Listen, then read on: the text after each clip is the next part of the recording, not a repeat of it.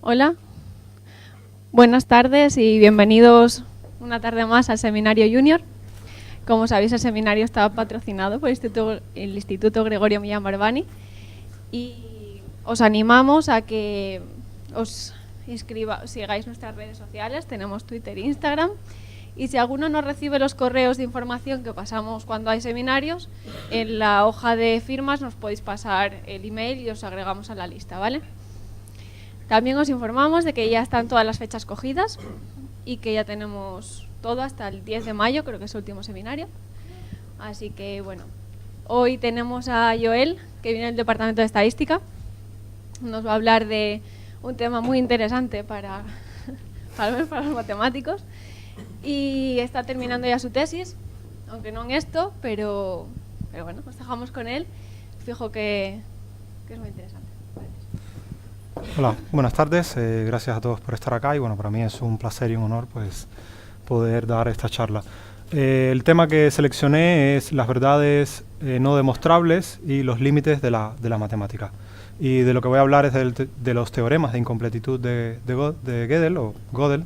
Voy a hablar como Gödel porque en alemán sería Gödel, algo similar así, pero como yo no sé alemán, pues me voy a referir a él como Gödel, que es uno de los teoremas, o sea, para muchas personas es el resultado de la lógica matemática más sobresaliente del siglo pasado y probablemente uno de los más importantes de la historia de la lógica de las matemáticas, porque en su tiempo, en cierta medida, tambaleó un poco el edificio de las estructuras matemáticas cuando los matemáticos se enfrentaban a intentar formalizar, por así decirlo, todo y a sustentar todo el edificio sobre el cual las matemáticas se sustentan. Y eso provocó, en cierta medida, de que haya sido uno de los teoremas más mal interpretados a lo largo de la historia, y hablaremos un poco acerca de ello, sobre todo al final. Daremos una lista de toda una serie de mitos que existen acerca del teorema y la realidad de lo que él realmente significa.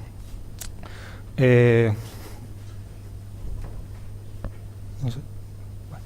Lo primero que uno podría preguntarse es, o lo primero por lo que este tema surge es, bueno, ¿qué son las matemáticas? Y para eso, pues uno puede ver que existe un debate bastante cruel entre diferentes perspectivas, y las más importantes son algunos que lo ven como una ciencia experimental, en la que simplemente la matemática lo que estudia son objetos que están determinados por la propia experiencia, o sea, nosotros adquirimos, vemos cosas y utilizamos la matemática para trabajar con esas cosas y resolver determinados problemas, pero que son reales.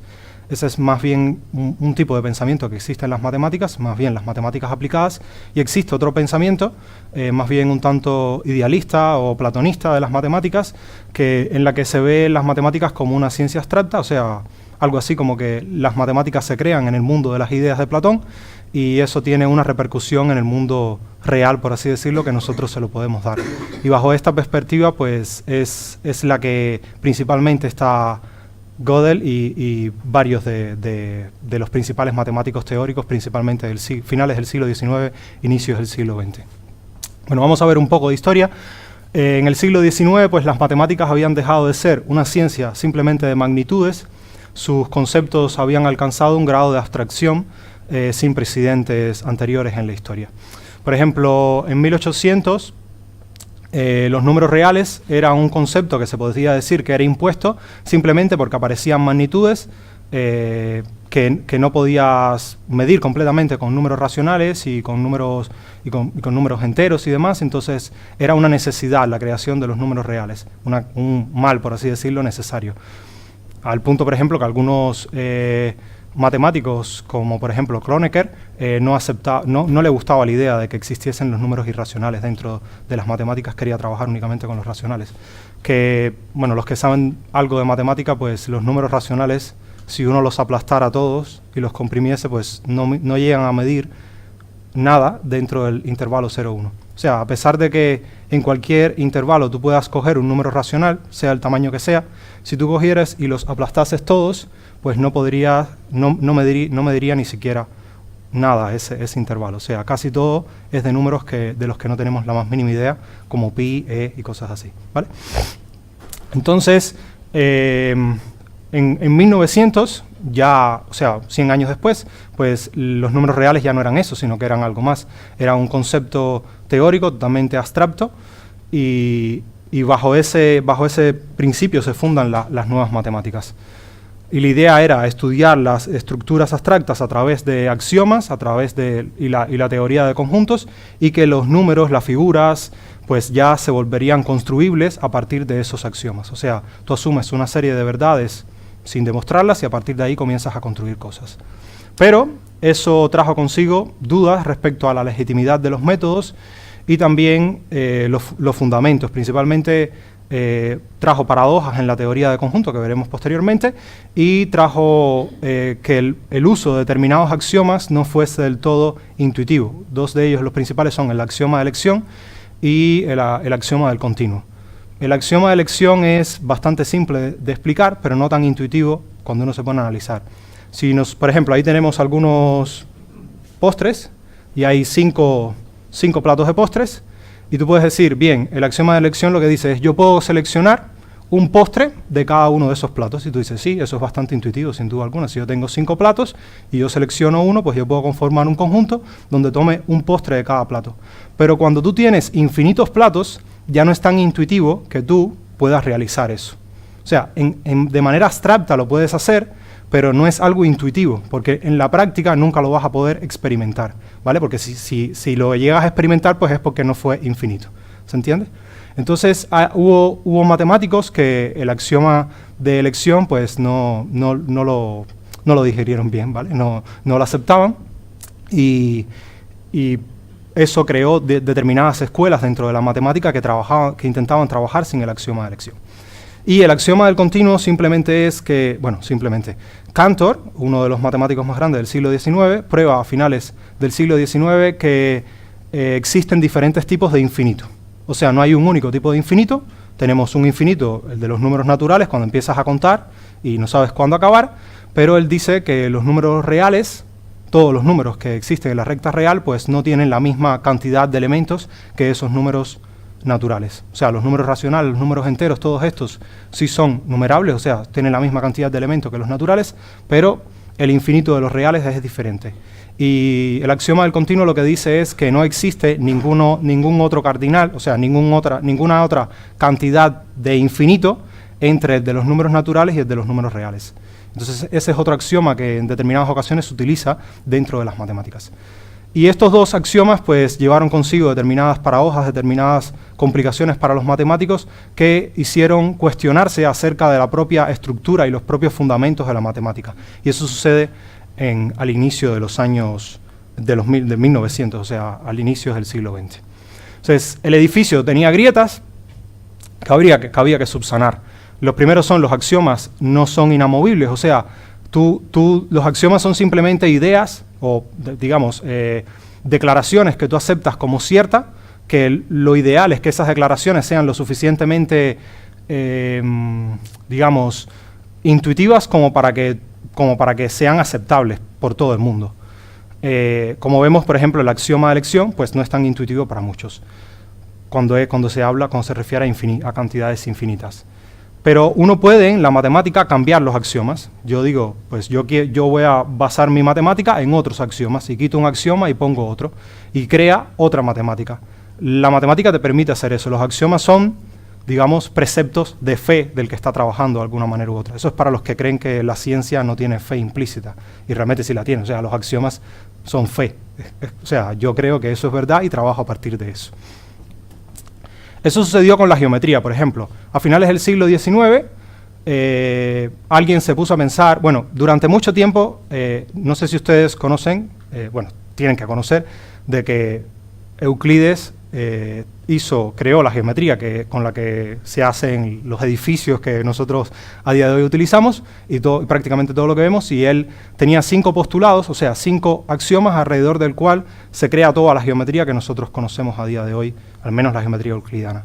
Y el quinto postulado de Euclides era que por un punto exterior a una recta pasa una y solo una recta paralela a esa recta, ¿vale? Entonces, la mayoría de muchos matemáticos durante una buena cantidad de tiempo pensaron que podía probarse ese postulado a partir de los anteriores, y nunca lo lograron. Y en algún momento a otros matemáticos se le ocurrió, bueno, ¿y qué pasa si yo en vez de decir que pasa una única recta paralela, digo que no pasa ninguna, o digo que pasan muchas? Y eso, simplemente lo que sucede es que cuando tú quitas un axioma y pones otro, estás creando otra geometría.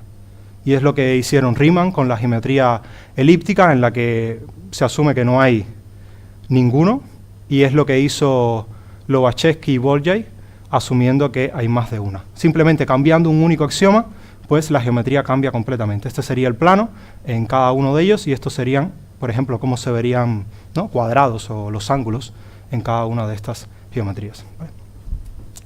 Entonces, uno puede cambiar los axiomas. Eso trae un cierto problema. Dices, bueno, ¿cuál es el juego de axiomas que realmente es más eficiente, ¿no? Por ejemplo, en geometría se prueba de que las tres son igualmente efectivas, y si una se caen todas. ¿Vale? O sea, si hay una que no es buena, pues las demás tampoco lo son. Entonces, cada una es tan buena como la otra. O sea, creas matemáticas diferentes como, ¿no?, mundos diferentes, paralelos, donde trabajas con axiomas diferentes. ¿Vale? Algo interesante es, por ejemplo, que si no hubiesen existido estas geometrías diferentes, por ejemplo, Albert Einstein nunca hubiese podido crear la teoría de la relatividad. O sea, estos son elementos que utilizó Einstein, la de las geometrías no euclidianas, para poder crear los problemas en el espacio-tiempo. O sea, yo no sé mucho de física, pero bueno, eso algo de eso es lo que sucede. Otras grietas que tiene el edificio son que las reglas lógicas matemáticas pues pueden llevar a conclusiones inesperadas. Por ejemplo, lo que comenté, ¿no? Cantor y los conjuntos infinitos, pues que no son iguales las cantidades de infinito, o otras paradojas que, por ejemplo, planteó Russell una vez que Frege creó un sistema de axiomas para los conjuntos, para la teoría de conjuntos. Russell le dijo, no, aquí hay un problema, y planteó algunas paradojas. Una de ellas es la famosa paradoja del barbero, ¿no? Esencialmente, si en una isla hay un barbero que afeita solo, o sea, hay uno solo que afeita, y él solo afeita a todos los hombres que hay en la isla, que no se afeitan a sí mismo, entonces, ¿quién afeita al barbero? O sea, si es el único barbero, pues ¿quién lo afeita?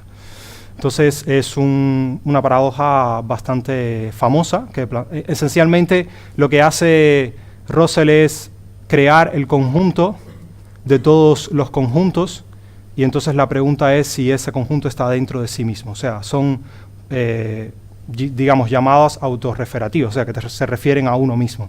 Y, por ejemplo, así se pueden crear también argumentos en contra de la existencia de Dios, como decir, Dios puede crear una piedra que no es capaz de cargar a sí mismo.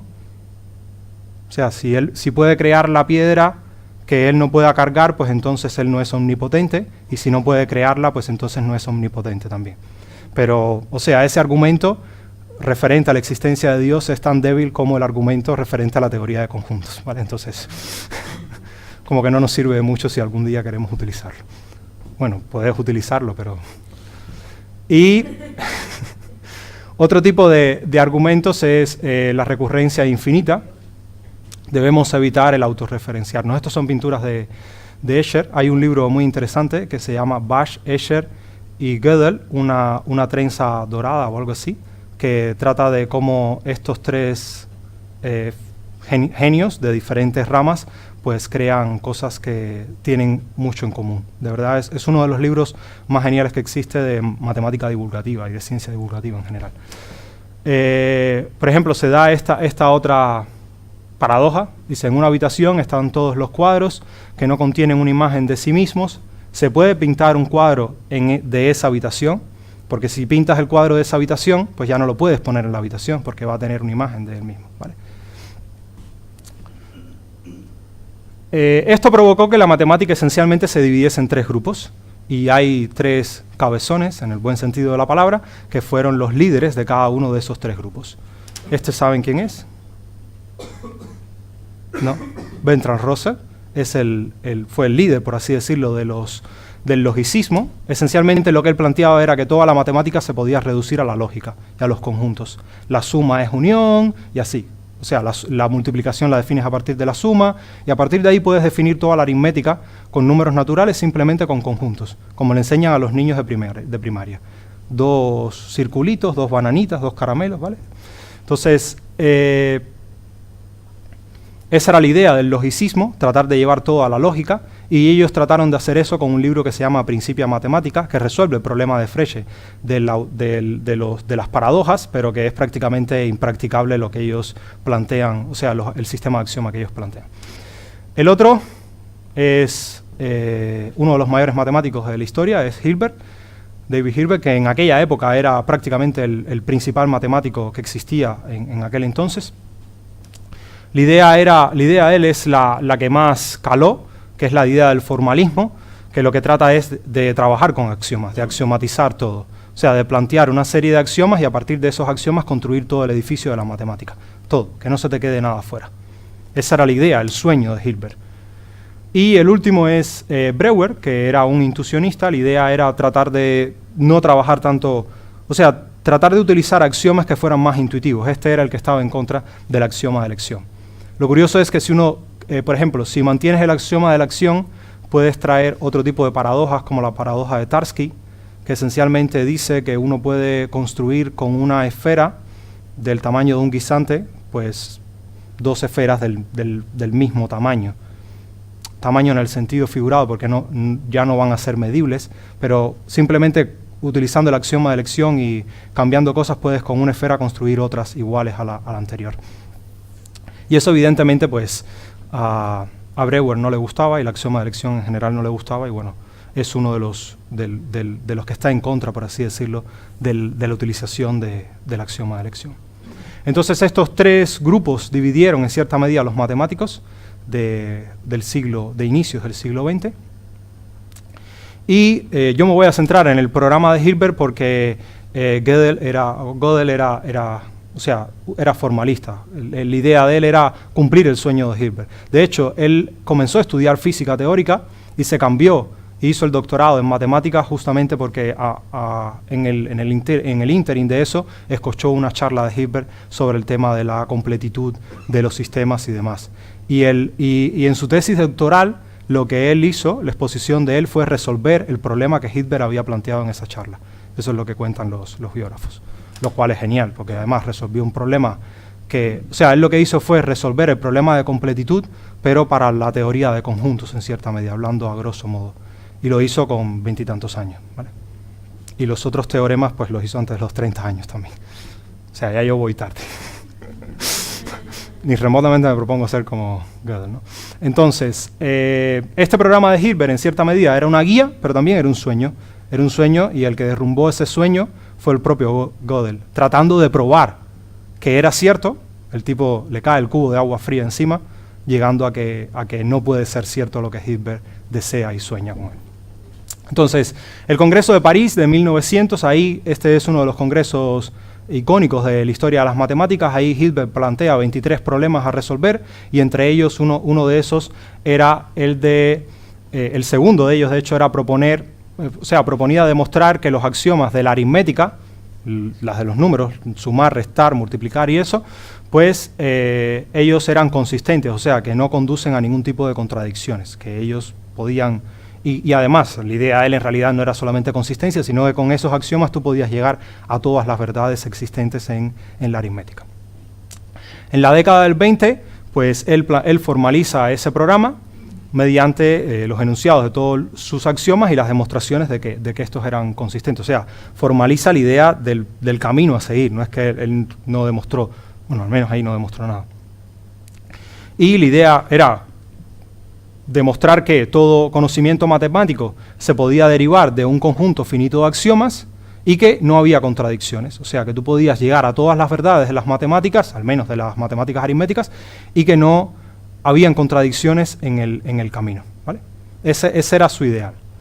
Y en el año 1931, pues, Gödel rompe su sueño. Pues, tratando de probar de que era cierto, pues, lo que llega es todo lo contrario. Cuando él tenía 20 y tantos años, cuando logra probar sus teoremas de incompletitud, ¿vale? Esta es la estructura en general de las matemáticas. Tenemos axiomas, de los axiomas salen a través de demostraciones, que es una serie de pasos lógicos, y utilizando esos axiomas y resultados anteriores, pues tú llegas a teoremas. Y utilizando esos teoremas y los mismos axiomas, pues llegas a otros teoremas y así construyes todo el cuerpo matemático. Pero todo se sustenta en los axiomas. Por eso era tan importante para ellos, porque si derrumbas los axiomas, se te derrumba todo la estructura matemática. Entonces, ¿qué características deben tener un sistema de axiomas? Que ya vamos a entrar ya en materia de lo que Gödel plantea.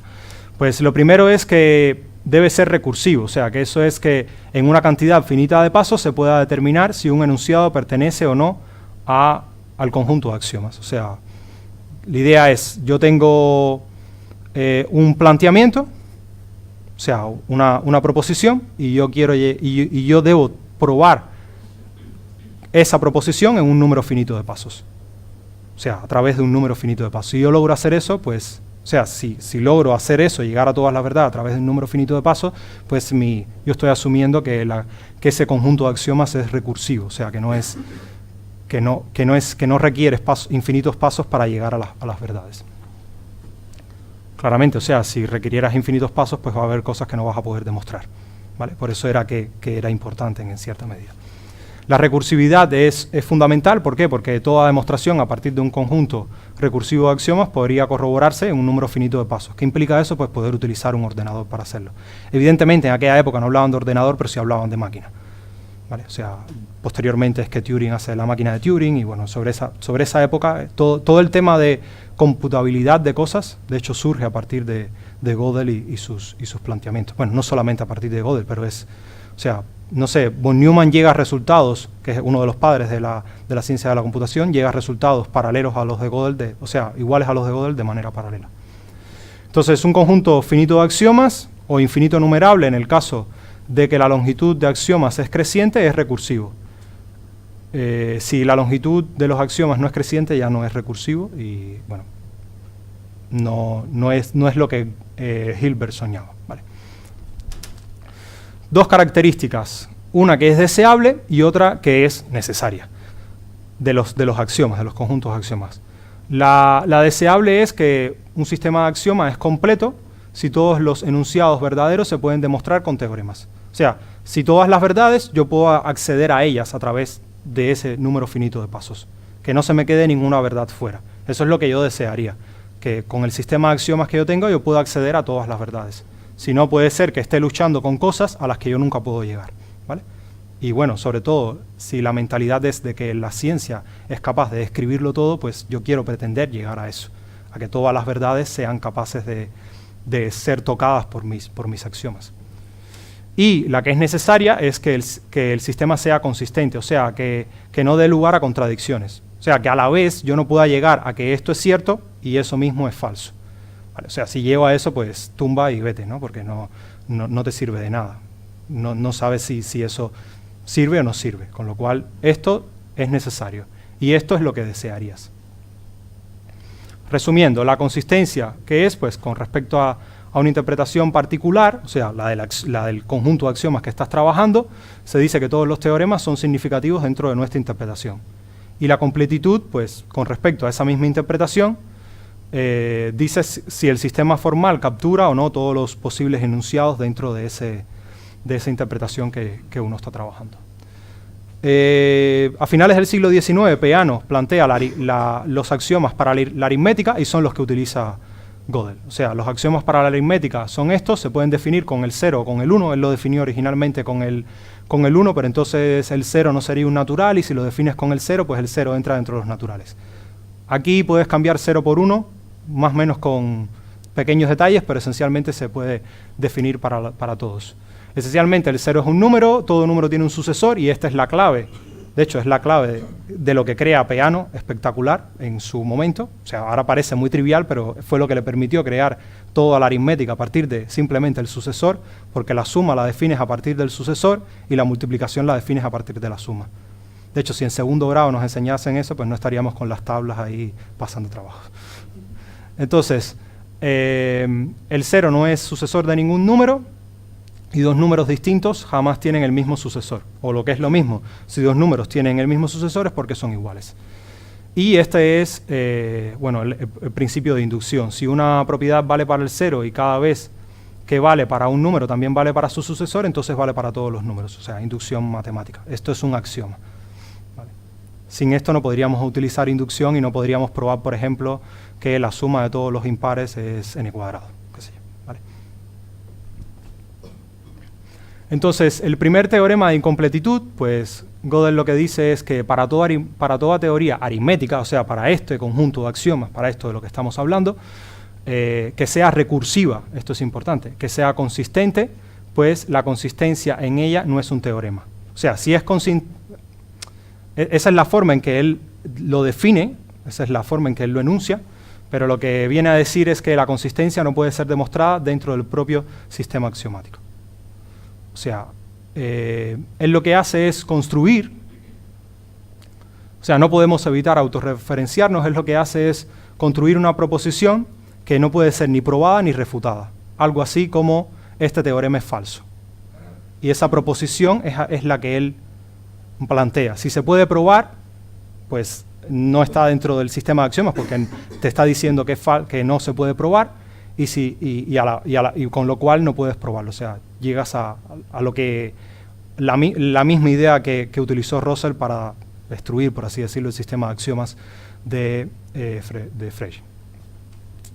Entonces, y uno podría decir, bueno, vale, yo tengo esa proposición, pero yo podría tomar esa proposición como un axioma. O sea, si hay algo que yo no puedo probar, pues lo utilizo como axioma. Como la matemática es mágica, yo puedo poner como axioma lo que yo quiera, pues venga, yo creo que eso es cierto, lo utilizo, pero el problema es que volvemos al mismo caso, porque puedes crear otro utilizando la misma proposición y listo, o sea, no lo puedes hacer. Entonces es como si estuviéramos en un eterno loop. Este es el otro libro del mismo autor del que comenté antes, que el que escribió el de Bash, Escher y Gödel. El segundo teorema lo que viene a decir es que todo sistema axiomático consistente y recursivo para la aritmética tiene enunciados indecidibles, o sea, que tiene cosas que no puedes saber si son ciertas o son falsas. Y en particular puede escribirse un enunciado verdadero no demostrable dentro del sistema. O sea,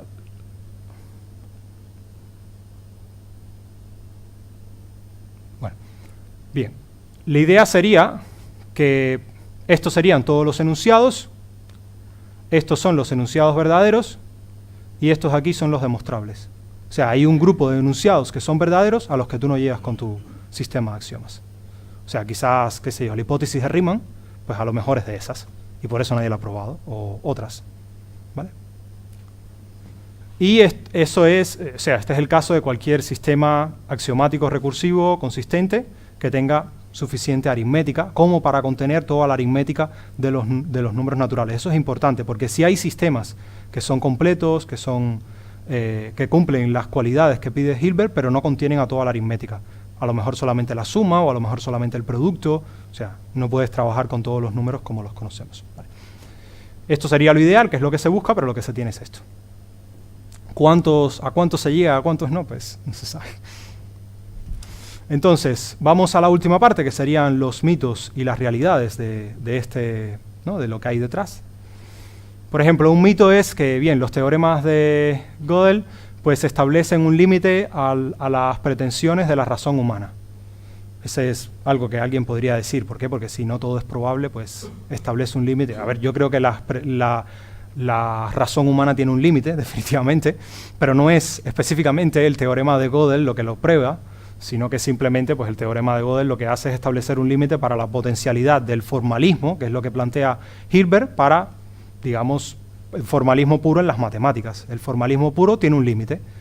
No te permite llegar a todas las verdades con un sistema de axioma que contenga la aritmética básica de los números naturales. Otro mito es los teoremas de Gödel, pues dicen que ninguna verdad puede establecerse de manera definitiva. Tampoco. O sea, de hecho, si uno se pone a analizar, pues los propios teoremas de Gödel, en la aritmética o sea, en la matemática son definitivos, o sea, que esta afirmación pues iría en contra de los propios teoremas. En realidad los teoremas de Gödel simplemente pues no se preocupan por la verdad, sino por la insuficiencia de los métodos axiomáticos para demostrar todos los enunciados, si son verdaderos o no. Otro mito sería, los teoremas de Gödel dicen que ni siquiera en las matemáticas puede haber total certidumbre. Eso tampoco es cierto, o sea, él simplemente dice que hay verdades a las que no puedes acceder. Hay otras a las que sí, que fueron las que ya se han probado, y hay otras que se pueden probar, que sí, a las que vas a poder acceder, pero hay algunas que no, con esa aritmética. Es como, o sea, hay una frase muy interesante de un físico, ahora no recuerdo su nombre, que dice que, y a mí, yo trato de ilustrarme bastante de ella, que para mí la ciencia es como un mapa, ¿no? Si tú vas, que no es totalmente exhaustivo. Si tú vas a Google Maps, pues probablemente aparezca el nombre de la universidad y puedes ir a las plantas incluso, y a lo mejor, si es muy exhaustivo, alguien se puso y dijo que fue un seminario de tal cosa en este salón. Pero no es la realidad en sí, ¿vale? No está descrita completamente en ese mapa la realidad en sí. Y para mí la ciencia te permite eso, te permite explorar la realidad y adquirir información de ella, pero no es la realidad en sí misma. Hay una distancia entre la realidad y lo que hacemos en ciencia. Esa es mi perspectiva. Y no creo que la ciencia llegue a cubrir toda la realidad desde mi visión, ¿vale? Entonces, otros mitos es el teorema de inconsistencia de Gödel. Dice que ninguna teoría puede ser consistente. No, o sea, lo que dice es que para los números naturales, bueno, lo mismo. O sea, otro es, los teoremas de Gödel dicen que ninguna teoría puede ser a la vez consistente y completa. Pues tampoco. Dice que lo mismo, los números naturales, con esa aritmética, pues tú no puedes llegar a todas las verdades. Esa es la que no puede ser consistente y completa, a lo mejor otras lo son. Hombre, que de los números naturales depende pues la geometría, y depende el álgebra, y depende un montón de cosas, pues sí, también es cierto, pero hay verdades a las que se llega y hay otras a las que no. A lo mejor te planteas, otra cosa es, si te planteas otro sistema de axiomas, que es lo que vas a decir en el segundo teorema, pues tampoco vas a llegar. O sea, nunca vas a poder probar si es completamente completo en sí mismo el sistema. Es una de las consecuencias del segundo teorema. Otro es, pues, el teorema dice que toda teoría de la aritmética es incompleta. Otro, el teorema dice que toda la teoría recursiva es incompleta. O sea, al final normalmente el problema es que la mayoría de las personas no miran todas las hipótesis, y si tú quitas una de ellas, pues ya se te derrumba el teorema. Necesitas todas las hipótesis que están puestas. Teoría recursiva, o sea, que utilices finitos pasos, que utilices la aritmética de los números naturales, que sea consistente, y a lo que no llegas es a que es completo. Así de simple. Y el último es que no tienen ninguna incidencia en las matemáticas, y tampoco es cierto. Sí tienen incidencia, y sí tuvieron, y bastante en su tiempo. Primero, aunque es cierto que ellos no han cambiado la forma de razonamiento matemático, nadie se ha ido de una carrera de matemática al enterarse del teorema de Gödel, al menos yo no me fui, a pesar de que me enteré en el último año. Quizás si me lo hubiesen dicho en primero me hubiese ido. Uno se pasa toda la carrera pensando que con las matemáticas puedes descubrirlo todo, y de repente en una asignatura llamada Fundamentos de los Matemáticos llega un señor que te dice, pues no es así, existe esto, ¿vale? Entonces, sí pueden llegar a existir teoremas que estemos intentando demostrar y que no podamos hacerlo con los axiomas que tenemos, y esto es un cubo de agua fría para muchos, ¿no? Porque dices, hombre, ¿y si estoy trabajando en vano? ¿Y si las herramientas que yo tengo no me llegan para llegar ahí? Entonces, ¿qué hago? ¿No? A lo mejor nunca puedo llegar con lo que tengo. Por eso es que representó, ¿no? Si estás trabajando en un problema nuevo, imagínense, el que está trabajando en la hipótesis de Riemann, que es algo que se ha intentado probar por muchas vías y no llegas. Y si alguien se pone a trabajar en eso y le da por pensar en este teorema, y que dice, bueno, ¿y ahora hasta dónde llegamos, vale? ¿Sí? Entonces, importante, para mí, el teorema de Gödel con él no nos quitaron el uso de los sistemas formales para el modelado matemático más complejo, sino al contrario. Ese teorema nos permite descubrir nuevas formas de trabajar con los sistemas formales y representar sistemas mucho más complejos. Por ejemplo, crear algo así. O sea, sin Gödel la computabilidad no hubiese sido posible, los ordenadores no existirían, y no existirían cosas como esta, ¿no? una hoja hecha con un programa muy fácil de MATLAB. Vale. Entonces, muchas gracias y no sé si tienen alguna pregunta, comentario o lo que deseen, pueden hacerlo.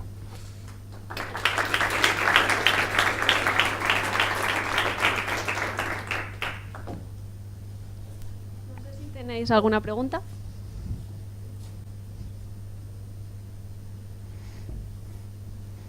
Bueno, ¿no entendieron nada o lo entendieron todo?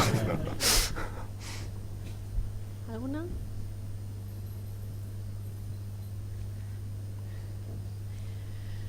Yo tenía una pregunta, pero quizás algo más personal. Vale. En el sentido, ¿cómo desde tu investigación llegaste a que estos temas pudieran, no sé si interesar o afectar? A ver, el problema es que para mí, si yo me dedicara a algo en las matemáticas, o sea, a mí lo que me gusta realmente no es la estadística, que es a lo que me dedico, es la historia y la filosofía de las matemáticas, lo que pasa es que eso no da de comer. Entonces, sí, desde que estoy en cuarto año de la carrera, cuando nos dieron por primera vez historia de las matemáticas y después filosofía de las matemáticas, pues es un tema que me apasiona. Entonces, sí, es algo que me gusta. Lo que pasa es que como yo no soy Gödel y ni voy a probar nada de eso, pues no me puedo dedicar a eso desde el punto de vista empírico, ¿no? Tengo que raspiñar ahí haciendo conclusiones de artículos que otros dejan en blanco y cosas así. A ver, esencialmente yo creo que hay uno de los problemas a día de hoy de las matemáticas es, en general y de todas las ciencias, es que están demasiado dispersas, ¿no? O sea, tú vas a un congreso de matemáticas, así sea de un área muy particular, y después de la tercera diapositiva no entiendes nada. Entonces, eso a veces es un poco frustrante, y los artículos que tú publicas pues lo leen los que trabajan en la misma área que tú y poco más. Pero bueno, es la realidad que hay. Entonces, sí, bueno, eso para entretenerse no está mal leer de esos temas, ¿eh? Es entretenido y ganas un poco de cultura. Este tema entonces sigue activo, es decir, sí que hay bastante gente dedicándose a... No bastante, pero sí hay personas dedicándose. A ver, por ejemplo, hay lo que se está tratando, lo que yo he visto que se intenta hacer es crear otros tipos de formas que, por ejemplo, que no pasen por el número finito de pasos, sino que traten de utilizar como una, por ejemplo, a ver, tú tienes inducción y esa inducción la estás realizando en n y hay algunas que son inducciones que tratas de realizar en conjuntos más grandes. Y con ese tipo de cosas, pues, están tratando de llegar a otros resultados, ¿no? Que quizás no sean los que añoraba Hilbert, esos ya quedaron atrás, pero que den un poco más de sustento a algunas cosas de las matemáticas. Y otra cosa, por ejemplo, es, qué sé yo, el uso de los ordenadores, ¿no? Quizás deberías plantearte, hombre, si la hipótesis de Riemann pues no se cumple siempre, pero tú ves que con todos los números que tú eres capaz de crear con un ordenador se cumple, pues deberías plantearte, como hacen en otras ciencias más experimentales, ¿no? Como la física y demás, o sea, o sea, no es constructivista, sino que es al revés. Tú tienes una serie de datos, tienes unas hipótesis, tienes una serie de datos y los datos o sea, ¿no? encajan con las hipótesis, pues asumes que es cierto hasta que aparezcan nuevos datos y quizás te prueben que es mentira. Pero, o sea, quizás podrías hacer lo mismo en las matemáticas con ordenadores y demás y simulaciones. Sí, pues muchas gracias. No sé si han surgido preguntas en este ratito, ¿no? Bueno, pues le agradecemos otra vez a